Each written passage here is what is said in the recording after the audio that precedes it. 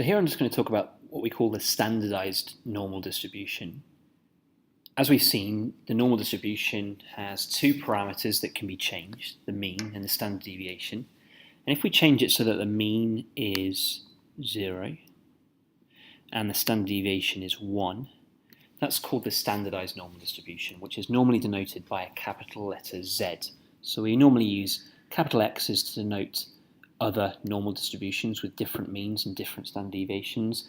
And once we change it so that the mean is 0 and standard deviation is 1, we use a Z, a capital Z instead. And this is going to be useful in a certain set of questions that we're likely to meet.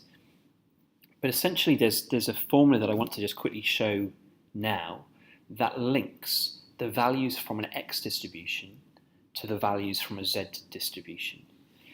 If we go back to what we had before, we had a mean of 5 and a standard deviation of 2. Let's put in a particular area here. Okay, so what you can see is that on this distribution with a mean of 5 and a standard deviation of 1, the probability of being less than 6, of X being less than 6, is 0.69. Now, for my Z distribution, if I now bring up the Z distribution, there is an equivalent value that I would be able to find. In this case, it's 0.5, that would give me the exact same area of 0.69. And the formula I'm going to try and attain is how would I figure out what that value is? What would I need to do to this value of 6 to get that equivalent value of 0.5 that would lead to the same area? So if we just go back to the one that we've got, let's just get rid of these areas for a second.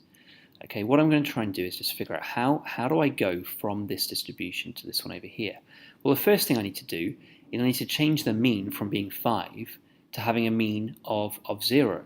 So that means subtracting 5 from each of the X values. So if I subtract 5, then I'll end up moving to over here.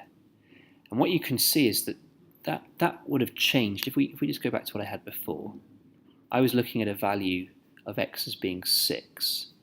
So by subtracting 5 from the mean, that value of 6 here will change to being a value of 1. Hopefully you can see that is basically the same value having been translated 5 to the left.